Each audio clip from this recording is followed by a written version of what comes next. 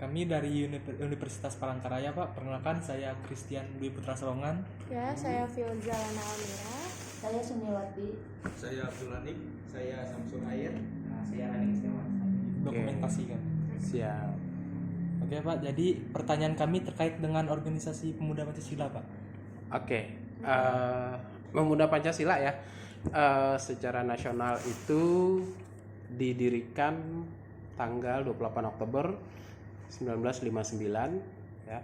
Jadi sekarang udah berusia 74 tahun ya. Udah berusia 74 tahun. Itu didirikan oleh IPKI. Itu Partai IPKI, Ikatan Pendukung Kemerdekaan Indonesia. Nah, Partai IPKI ini sendiri dibentuk oleh TNI Angkatan Darat. Jadi Pemuda Pancasila ini sendiri digagas oleh 3 jenderal. Yang pertama itu Jenderal Besar Abdul Haris Nasution, setelah itu Ahmad Yani, dan Jenderal Gatot Subroto. Organisasi ini pada awalnya itu sebagai organisasi paramiliter atau setengah militer. Jadi sistem organisasi ini adalah komando. Dulunya komando. Nah, pentingnya organisasi ini dibentuk menurut pendiri adalah bagaimana supaya ideologi Pancasila itu tetap dipertahankan. Karena pada 59 zaman-zamannya revolusi sampai 65 ya kan itu komunis itu merajalela, artinya udah menjadi bagian dari partai besar juga komunis itu. Nah, jadi untuk secara organisasi kemasyarakatan, peran masyarakat untuk menjaga Pancasila itu terbentuk dalam organisasi Pemuda Pancasila yang lebih ininya. Nah, itu. Nah, terus kalau di Kalimantan Tengah Ya, di Palangkaraya. ya, Palangkaraya ini kita udah muswil yang ke-8. Artinya sudah sekitar 40 tahunan lah adanya di Kalimantan Tengah ini. Kalau kita menghitung berdasarkan muswilnya, karena 5 tahun sekali ya. Iya. Tapi itu yang pertama kali dulu Pemuda Pancasila ini diketuai untuk di Kalimantan Tengah itu Pak Sulaiman Silam. Beliau yang pertama kali yang merintis Pemuda Pancasila itu hingga terakhir sampai ke pengurusan kita sekarang 2022-2027 itu Muhammad Syauqi. Jadi dari 2022 sampai 2027 nanti itu Muhammad Syauqi. Nah, Pemuda Pancasila di Kalimantan Tengah itu namanya itu MPW. Majelis Pimpinan Wilayah. Ya, kita ada Majelis Pimpinan Wilayah.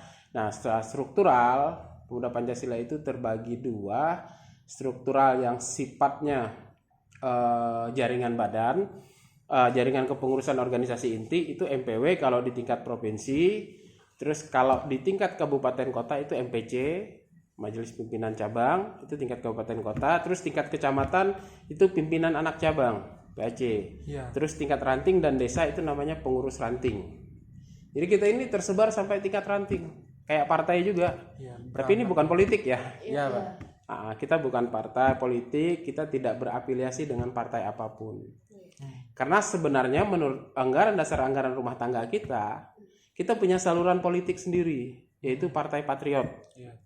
Ya, tapi Partai Patriot itu sampai saat ini belum dihidupkan, artinya belum digerakkan. Tapi secara dasar anggaran rumah tangga itu termaktub bahwa kita punya saluran politik yaitu Partai Patriot. Tapi mungkin karena dengan situasi politik yang sekarang, ya kan, yang partai-partai itu bagaimana sifatnya sehingga Pemuda Pancasila menahan diri, tidak ingin terbawa dengan sistem politik sekarang.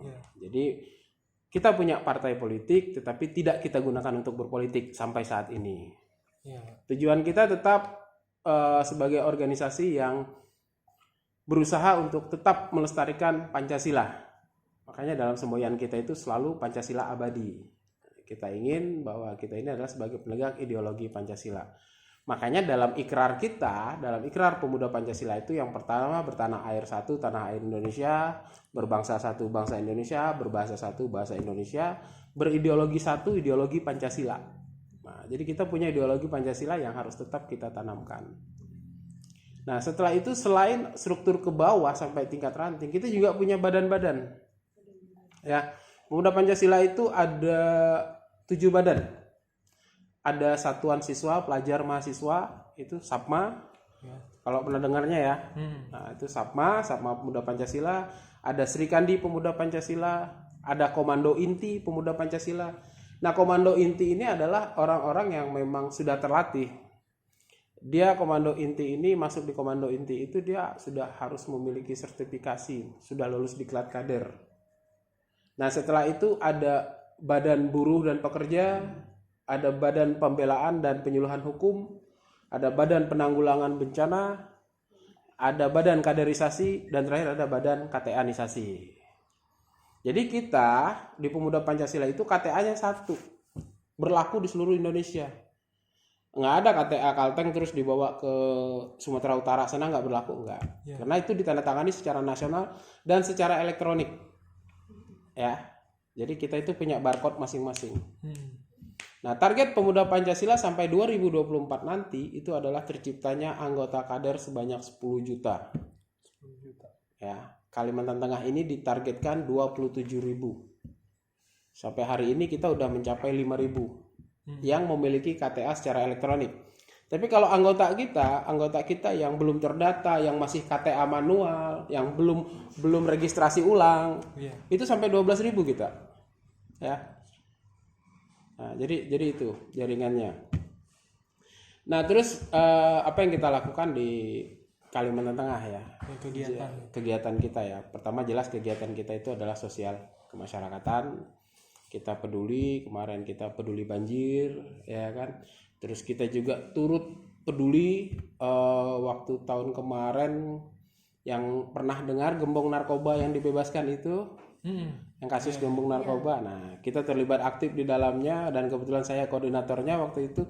Bahkan kita sampai ke Mahkamah Agung meminta keadilan. Akhirnya gembong itu divonis 7 tahun. Yang awalnya bebas sekarang divonis 7 tahun, tapi sayangnya itu masih buron. Masih belum dapat kejaksaan itu menangkap yang bersangkutan. Ya, tapi kita tidak ikut menangkap ya. Tugas kita udah selesai. Jadi tinggal pihak hukum saja yang menanganinya. Tapi tetap kita pantau. Ya. Terus juga kita juga dengan pemerintah daerah support program-program pemerintah daerah. Ketika kita dipanggil Pak Gubernur melalui Pak Wakil Gubernur, kita diminta bantu Kalimantan Tengah, ya kan, untuk pembangunan. Ya intinya Pemuda Pancasila itu siap bersinergi. Banyak kegiatan-kegiatan positif.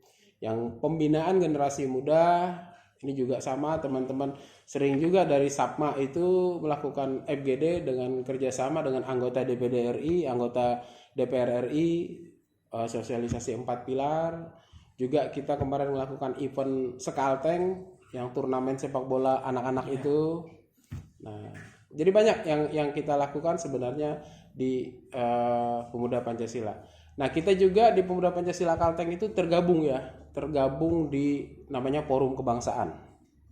Forum Kebangsaan Ormas Kalteng, di sana di dalamnya ada 57 ormas yang bergabung. 57 ormas bergabung. Nah, di Forum Kebangsaan itu kita tidak ada ketua, kita hanya ada koordinator. Nah, kebetulan koordinator di Forum Kebangsaan itu ditunjuk adalah Pemuda Pancasila. Dan saya selaku koordinator di Forum Kebangsaan itu. Ya bukan menunjuk saya pribadi ya, tetapi karena orang lihat adalah Pemuda Pancasila adalah ormas nasional yang tidak berbentuk kedaerahan, tidak pada satu paham, tetapi kita nasionalis. Nah, dianggap bisa mengayomi teman-teman ormas lainnya. Nah, jadi kita diminta untuk 2 tahun ke depan sebagai koordinator di Forum Kebangsaan. Ya. Boleh bertanya lagi lah Pak? Silakan. Ini terkait dengan yang dalamnya. Menurut Bapak sendiri untuk sekarang kelebihan dari Pemuda Pancasila ini apa Pak? Kelebihan dan kekurangannya menurut Bapak aja. Ya. Yang pertama kita bicara kekurangan dulu. Iya. Karena dia dibentuk paramiliter dulunya, kerjaannya juga bagian dari terlibat aktif dalam penumpasan PKI, komunis, dan juga di dalamnya kita adalah dulu kita akui bersarangnya preman-preman. Iya. Ya kan, sering terjadi keributan. Nah, itu tidak bisa kita tinggalkan. Jadi di Pemuda Pancasila itu sampai sekarang dari yang haram jadah dengan dari yang tiap hari ke sejadah itu ada semua. Ya. Dari politikus, dari pejabat negara sampai preman pasar itu Pemuda Pancasila juga. Kita tidak menutup itu gitu, tapi kita berusaha terus untuk mereformasi diri, memperbaiki diri, ya kan. Contoh kayak di Kalimantan Tengah sendiri, kalau kita dulu biasanya pengamanan secara ekstrim terhadap aset-aset perusahaan, misalnya, itu udah kita tinggalkan. Ya, kalau kemarin kita ada kerjasama pengamanan di salah satu perusahaan, kita menarik diri, kita cari kegiatan positif yang lainnya. Dulu parkir kita kuasai, sekarang enggak. Ya, karena itu sumber keributan sebenarnya. Ya, yang diterima tidak seberapa, ributnya minta ampun. Nah, jadi sekarang kita lebih, kalau di Kalimantan Tengah, lebih kepada kegiatan sosial. Dengan ketua yang baru ini, kita buka puasa bersama, berbagi takjil, kita pengajian, terus ketuanya roadshow ke daerah-daerah untuk menyampaikan pesan kebaikan lah. Karena semboyan kita back to zero, ya, from zero to hero. Jadi kita kembali ke nol dulu. Setelah itu baru kita berbuat untuk masyarakat. Tetapi tidak serta-merta itu kegiatan preman segala apa yang tidak baiknya itu hilang langsung, tidak ya. Karena kalian dengarlah di berita-berita nasional terakhir kan, pemuda Pancasila malah ribut sama anak-anak TNI. Sama TNI kan ribut. Nah, itulah. Jadi kita tidak menutup diri, inilah pemuda Pancasila. Tapi yang di Kalimantan Tengah kita sudah mulai mengurangi hal-hal seperti itu. Bukan kita tidak punya keberanian untuk keras seperti gaya-gaya preman, enggak. Tapi untuk apa gitu loh. Kita ini sekarang berlomba membantu pemerintah untuk membangun Kalimantan Tengah. Biar makin maju. Nah, itu dia. Nah, sama kita pembinaan dengan teman-teman mahasiswa ya, teman-teman. Iya. Karena ada organisasi kita itu SAPMA, Satuan Siswa Pelajar Mahasiswa. Jadi teman-teman mahasiswa tuh banyak bergabung di sini. Bergabung. Jadi ada kegiatan positif. Dan sifatnya teman-teman SAPMA itu, kebetulan saya salah satu pembina utama di SAPMA. Saya hanya mengarahkan mereka kegiatan yang sifatnya intelektual, akademisi, kan sesuai dengan apa ya, stratanya. Ya, mahasiswa kan, nggak ada mahasiswa ribut-ribut palak-palak di jalan tawuran, nggak ada. Itu udah zaman sekolah aja, zaman SMA aja yang gitu-gitu. Nah, kalau udah mahasiswa, silahkan turun ke jalan demo segala nggak apa-apa, tapi tidak anarkis. Bahkan sering beberapa teman-teman mahasiswa yang mau melakukan aksi itu dia datang ke sini koordinasi. Bang, kami mau gini. Alat apa yang kalian bawa? Spanduk bang, ini. Anarkis nggak kan? Nggak bang, ini kan bulan puasa, saya bilang kan. Minta arahan ini. Jadi mereka datang, saya bilang usahakan saja kalau bisa itu dengan dewan. Kalian nggak usah orasi di depan ini teriak-teriak, nggak usah. Kalian dengar pendapat deh, berdiskusi. Intelek itu kan berdiskusi, bukan teriak-teriak segala apa. Tapi ya karena tidak teriak-teriak itu bukan mahasiswa katanya, bukan demo ya kan, bukan unjuk rasa ya. Kita memahami karena di zaman saya juga seperti itu. Nah, terus ada lagi kegiatan kita yang sifatnya nih sekarang kita mau menggalakkan itu kegiatan dari akar rumput, pembinaan UMKM. Itu kita coba sekarang. Hari ini kita mulai melibatkan anak-anak SAPMA, anak-anak Sri Kandi ya. Itu buka usaha di Pasar Ramadan. Nah, terus ada booth di depan itu kan ada booth itu. Nah, itu salah satu bentuk mau dijadikan usaha juga itu. Nanti kita siapkan anak-anak sama berwirausaha UMKM. Karena bagaimanapun di Pemuda Pancasila ini banyak para pengusaha. Di pusat itu ada namanya Pak Arsyad Rashid. Tahu kan? Dia wakil ketua umum. Dia ketua Kadin Indonesia. Nah, dia mencanangkan program 1 juta warung. Nah, kita ini bersiap. Sekarang lagi dibuat sistem bagaimana sih petunjuk teknisnya, petunjuk pelaksanaannya 1 juta warung itu bagaimana, warung UMKM itu. Nah, nanti Kalimantan Tengah ini juga dapat sebaran dari warung itu. Mungkin kita misalnya dapat 3.000 warung misalnya.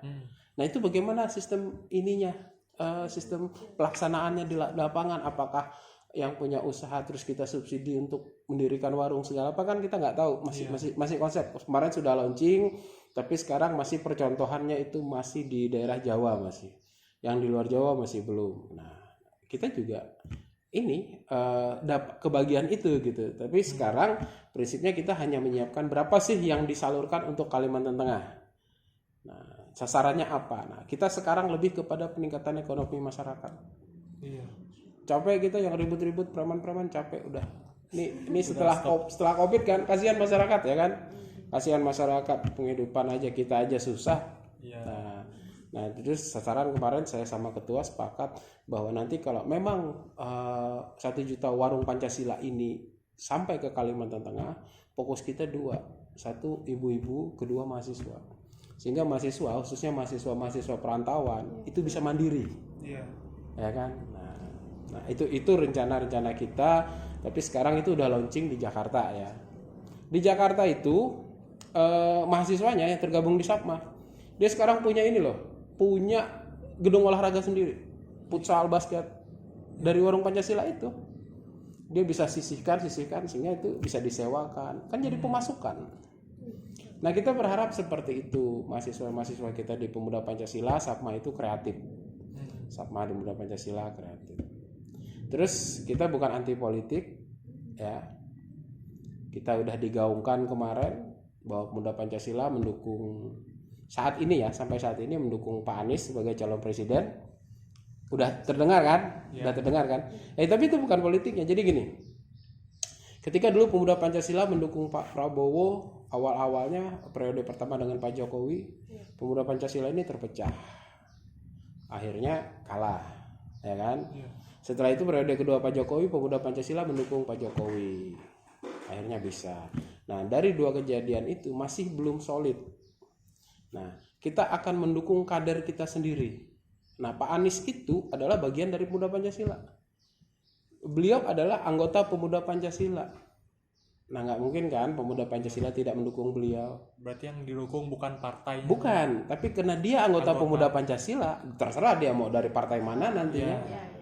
Nah, sekarang karena hanya Bang Anies yang disebutkan oleh partai sebagai calon presiden, maka dia saja yang bisa kita dukung. Seandainya nanti Pak Ganjar nih, Pak Ganjar Pranowo bergabung dengan Pemuda Pancasila, menjadi anggota Pemuda Pancasila dan dicalonkan oleh partai misalnya, dia kita dukung juga, maka kita akan ada konvensi. Pembagian. Konvensi itu dua calon ini kita debatkan, dipanelkan, debat publik mereka di Pemuda Pancasila. Nah, mana yang kita pilih yang terbaik? Kita nggak akan terpecah, kita satu suara. Kalau pada akhirnya kita mendukung Pak Ganjar misalnya, ya karena dari konvensi itu Pak Ganjar yang menang misalnya. Hasil pemilihan kita milih Pak Ganjar. Pak Anies harus legowo. Iya. Nah, dan pendukung Pak Anies yang di Pemuda Pancasila juga harus mengalihkan dukungan ke Pak Ganjar. Kadang Pemuda Pancasila itu dari struktur kepengurusan lebih lengkap dari partai loh. Benar. Kita sampai saat ini anggota target 10 juta ya 2024 ya. Sampai saat ini anggota kita itu udah mencapai 7 juta. Anggotanya 7 juta ya. Se-Indonesia itu 7 juta. Kita Rakernas terakhir itu 7 juta lebih anggota kita. Nah, sekarang target 2024 ke depan itu 10 juta minimal. Ya, PKB itu terbesar ke berapa ya? Saya lupa di DPR dia punya jumlah kursi 30-an kalau nggak salah ya. Kalau saya nggak salah, salah satu partai jumlah kursi 30-an. Itu jumlah pemilihnya cuma 8 juta. Nah, bagaimana kalau PP ini yang bertarget 10 juta itu maju di kontestasi pemilu? Bisa masuk. Bisa masuk. Tapi kita tidak terpancing untuk itu. Soalnya bukan partai. Bukan partai. Dan di dalamnya kita banyak partai juga orang-orang di dalamnya. Kayak ketua kita sendiri nih, Pak Syauki, dia maju DPR RI. Dia dari PAN. Dia maju lewat PAN. Saya ini orang merah, orang PDI Perjuangan. Tapi karena dia maju membawa bendera Pemuda Pancasila, saya nggak peduli. Berarti yang didukung mereka PAN. Yang kita dukung adalah Syaukinya, bukan PAN-nya. Kita tidak nyoblos gambar partainya, kita nyoblos orangnya, ya kan? Nah, kenapa? Kalau salah satu anggota kita di Pemuda Pancasila itu duduk di legislatif, kita mendapat keuntungan besar. Ya, namanya. Pertama nama, yang kedua dari anggaran. Tidak tertutup di pemerintah ini merebut dana hibah itu kita lobby. Nggak ada sekedar ngajukan proposal terus dapat, enggak.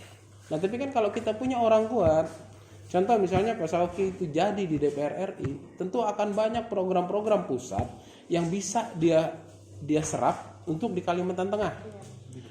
Dikembangkan. Nah, ketika dia menyerap dana itu untuk di Kalimantan Tengah, tentu dia akan mengarahkan PP-nya. Nah, itu keuntungannya. Karena di DPR RI itu ada yang namanya dana aspirasi. Satu anggota dewan itu, kalau saya tidak salah ya, satu anggota dewan itu, anggota DPR RI itu dana aspirasinya mencapai 15-an miliar setahun. Yang itu harus diserap ke masyarakat. Ya, kan seperti itu. Juga anggota dewan diwajibkan untuk melakukan sosialisasi 4 pilar. Nah, kalau itu dilakukan oleh Sauki, terus dia perintahkan anak-anak pemuda Pancasila yang menggarapnya, secara finansial pasti ada keuntungan menggarap event itu. Dan kita lebih banyak menyerap anggota. Ada lagi? Sudah lebih lengkap. Ya. Ya, lebih lengkap. Sekali. Kalau mau belajar berorganisasi, ayo gabung di Pemuda Pancasila. Ini feedbacknya kan seperti itu. Kalau mau tertarik silahkan.